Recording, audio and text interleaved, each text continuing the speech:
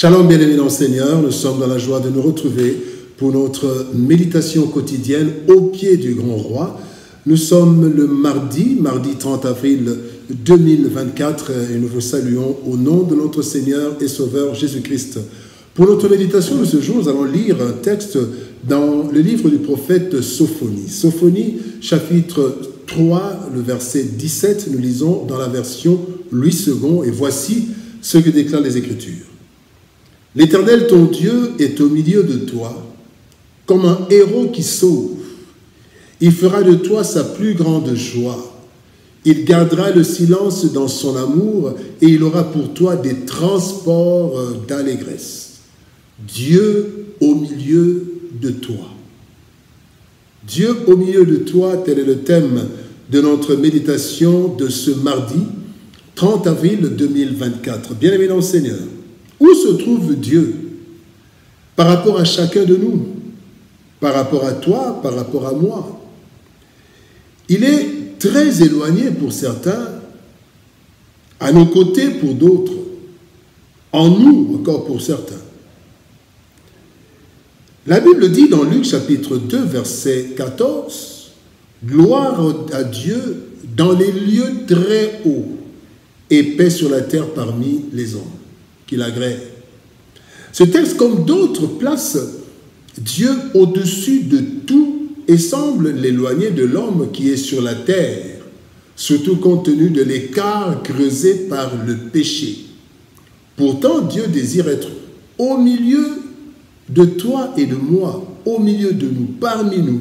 Et il a matérialisé cela par la venue de son Fils Jésus-Christ, dont la Bible dit dans Matthieu chapitre 1er verset 23, « Voici la Vierge sera enceinte, elle enfantera un fils, et on lui donnera le nom d'Emmanuel, ce qui signifie Dieu avec vous. » Dieu au milieu, parmi vous. Le verset du jour nous montre ce qui arrive lorsque Dieu est au milieu de nous, donc avec nous, parmi nous. En fait, c'est ce que nous allons voir dans notre méditation de ce jour. Dieu au milieu de nous, premier point, quand Dieu est au milieu de nous, il nous donne la victoire. Exode chapitre 14, verset 14 nous dit « L'Éternel combattra pour vous et vous gardez le silence. » Bien-aimés dans le Seigneur, la vie est faite de plusieurs combats de différents niveaux et de différentes intensités. En devenant chrétien, ces combats augmentent et s'amplifient, s'intensifient au point où nous avons même comme ennemis ceux qui sont parmi nous, les proches.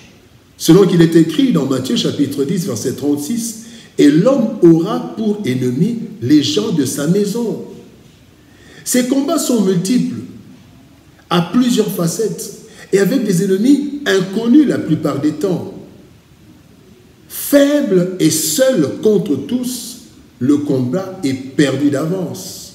Gloire à l'Éternel lorsque nous le mettons au centre de nos vies, quand il est au milieu de moi, au milieu de toi et au milieu de nous, il se charge de nous sécuriser et de combattre en notre faveur. Voilà pourquoi il y a des versets tels que le psaume 34, verset 8, il est dit « L'ange de l'Éternel campe autour de ceux qui le craignent et il les arrache au danger. » Il y a le 1 Jean chapitre 4 verset 4 qui dit « Petits enfants, vous êtes de Dieu et vous les avez vaincus parce que celui qui est en vous est plus grand que celui qui est dans le monde. » Et enfin, un dernier verset que nous pouvons citer, Romains chapitre 8 verset 37, il est dit « Mais dans toutes ces choses, nous sommes plus que vainqueurs. Et par celui qui nous a aimés. » Bien-aimés, quand Dieu est au milieu de moi, au milieu de nous, il nous donne la victoire. Quand il est au milieu de nous, deuxième point, il provoque la joie en nous. L'allégresse, des transports d'allégresse, il provoque la joie. Dans le psaume 34, verset 6, la Bible dit « Quand on tourne vers lui les regards, on est rayonnant de joie et le visage ne se couvre pas de honte. » La joie que procure le Seigneur lorsque nous avons les regards tournés vers lui n'est pas une simple joie d'espérance et de foi. Et tourner les regards vers lui, ce n'est pas seulement contempler. Certes, c'est là que cette joie commence, dans la contemplation, quand on demande à Dieu. Mais le Seigneur rend cette joie concrète et complète tel que Christ lui-même le dit dans Jean chapitre 16, verset 24, il dit « Demandez et vous recevrez ». Pourquoi? Alors votre joie sera complète. Dans d'autres versions, il est dit « Votre joie sera parfaite ». Bien-aimés dans le Seigneur, tourner le regard vers le Seigneur, cela veut dire placer le Seigneur au milieu de nous. Et lorsque nous plaçons le Seigneur au milieu de nous, nous le plaçons au centre de toute notre vie, le Seigneur promet une grande joie en nous, car il est aussi écrit dans le psaume 37, verset 4, « Fais de l'Éternel tes délices, et il te donnera ce que ton cœur désire. » Et cette joie en nous fera de nous une source de joie du Seigneur qui nous voit nous réjouir en lui et grâce à lui. Nous tournons les regards vers le Seigneur, donc nous le plaçons au centre de notre vie, nous comptons sur lui et alors, quand nous tournons nos regards vers lui, nous comptons sur lui, il nous donne. Il nous donne de quoi être dans la joie. Et quand nous sommes dans la joie pour lui, il est aussi dans la joie. Troisième point, quand nous mettons Dieu au milieu de nous, au centre de notre vie, Dieu ne s'irrite pas contre nous. Il ne s'irrite pas contre nous. La Bible dit dans le psaume 103, verset 10, « Il ne nous traite pas selon nos iniquités. Il ne nous punit pas selon nos iniquités. Il ne nous traite pas selon nos péchés. » Bien-aimés, lorsque Dieu est réellement au milieu de nous, cela signifie que nous faisons de lui nos délices et que nous nous attachons à lui.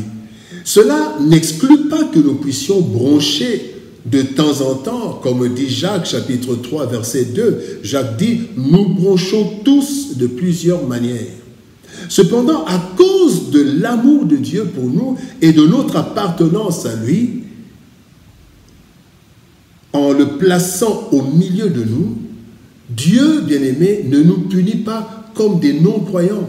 Voilà pourquoi, par exemple, il est écrit, entre autres, dans le psaume 130, verset 3, « Si tu gardais le souvenir de nos iniquités éternelles, Seigneur, qui pourrait subsister?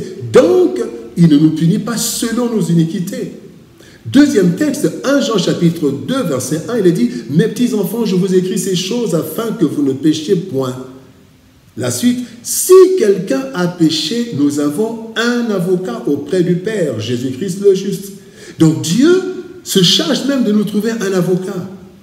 Lorsque nous plaçons Dieu au milieu de nous, par notre consécration, par notre sanctification, Dieu nous traite avec amour, avec son amour de Père, et il peut jusqu'à couvrir notre condition pécheresse. Il nous regarde à travers le sang de Jésus et il ne nous punit pas selon nos iniquités. Voilà quand nous mettons Dieu au milieu de nous. Dieu au milieu de moi, au milieu de toi, au milieu de nous. Dieu au milieu de nous, c'est la volonté de l'Éternel. Il veut être au milieu de chacun de nous, au milieu de moi, de toi, mon frère. Et cela devrait être le désir de chaque être humain, particulièrement du chrétien. C'est par notre consécration, notre sanctification et notre attachement à lui, à travers la prière et la méditation de sa parole, que nous invitons Dieu à demeurer au milieu de nous. Et quand il est avec nous, il nous accorde la victoire. Il agit de sorte à nous rendre joyeux et ne s'irrite pas contre nous, mais provoque l'allégresse dans nos vies. Dieu au milieu de moi, au milieu de toi, est la chose la plus avantageuse pour nous et nous devons faire de notre mieux pour que sa présence soit permanente en nous. Prions. Éternel Père de gloire, toi, tu veux être au milieu de moi. Tu veux être au centre de ma vie, au centre de la vie de mon frère et de ma sœur. Ainsi, tu provoques la joie. Tu nous donnes la victoire parce que tu combats à notre place. Et tu ne nous punis pas selon nos iniquités. Aide-nous, Seigneur, à faire de toi nos délices. Aide-nous, Seigneur, à te placer au centre de toute notre vie, afin que nous puissions jouir de tes grâces et de ton amour. Aide-nous, Seigneur, par ton esprit. Au nom de Jésus-Christ, notre Seigneur et Sauveur, nous avons ainsi prié, Père. Amen.